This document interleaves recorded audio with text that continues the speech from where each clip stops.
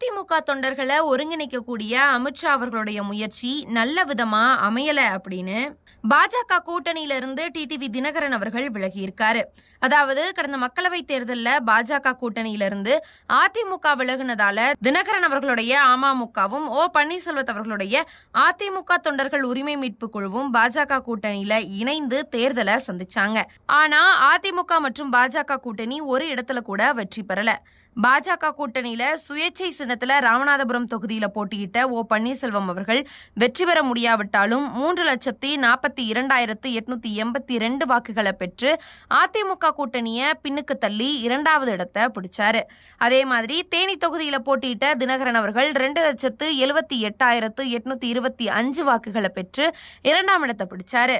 அடுத்த ஆண்டு சட்டப்பேரவைத் தேர்தல் நடைபெற இருக்கக்கூடிய இந்த நிலையில ஆளும் திமுக கூட்டணியை வீழ்த்துறதுக்காக மீண்டும் அதிமுக பாஜக கூட்டணி அமைஞ்சிருக்கு.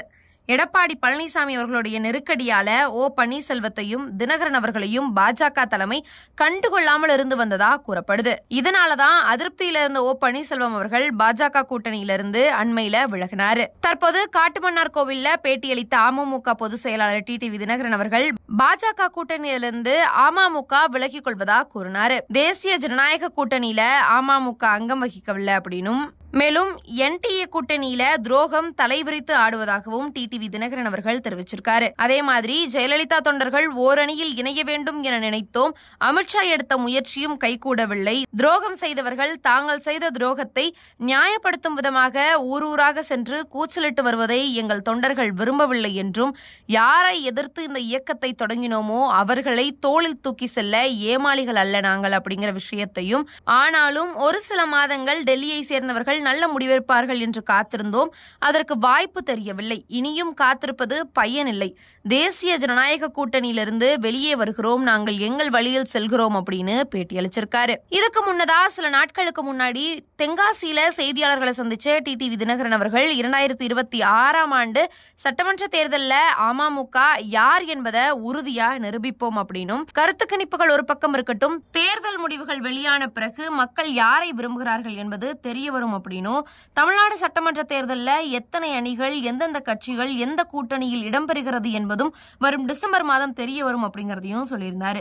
அதே சமயத்துல அமமுக எத்தனை தொகுதிகளில் போட்டியிட போகிறது என்பதும் தெரிய வரும் அப்படின்னும், 2026 சட்டமன்ற தேர்தலில் அமமுக தொண்டர்களும் நிர்வாகிகளும் விரும்பக்கூடிய கூட்டணி அமையும். கூட்டணியில எங்களுடைய கட்சியினுடைய தகுதியான வேட்பாளர்கள் இருக்கக்கூடிய தொகுதிகளை பெற்று போட்டியிட்டு உறுதியா வெற்றி பெறுவோம் அப்படின்னு அவர் சொல்லியிருந்த விஷயம் குறிப்பிடத்தக்க விஷயமா தற்போது பார்க்கப்படுது.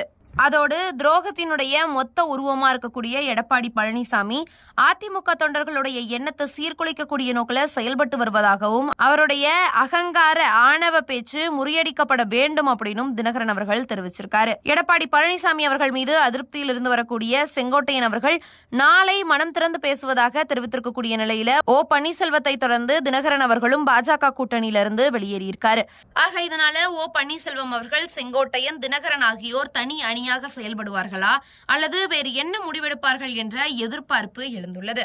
இந்த நிலையில தான் கோபிசெட்டிப்பாளையம் அடுத்த நாகர்பாளையம் பகுதியில தனியார் திருமண மண்டபத்தை முன்னாள் அமைச்சர் செங்கோட்டையன் அவர்கள் திறந்து வச்சாரு. அப்போது பாஜக கூட்டணியிலிருந்து டிடிவி தினகரன் அவர்கள் விலகியது குறித்த கேள்வி எழுப்பப்பட்ட போது அதற்கு பதிலளித்த அவர், அது அவருடைய கருத்து, அதற்கு நான் பதில் கூற முடியாது. அவர் மனதில் என்ன நினைத்து அம்மாவின் தொண்டர்கள் ஒன்றிணைய வாய்ப்பில்லை என கூறினார் என்பது எனக்கு தெரியாது என்றும் அவர் தெரிவித்திருக்கிறார். மேலும் முன்னாள் அமைச்சர்கள் யாராவது தொடர்பு கொண்டு பேசினார்களா என்ற கேள்விக்கு அனைத்து கேள்விகளுக்கும் நாளை பதிலளிக்கிறேன் என்பதையும் அவர் கூறியிருக்கிறார்.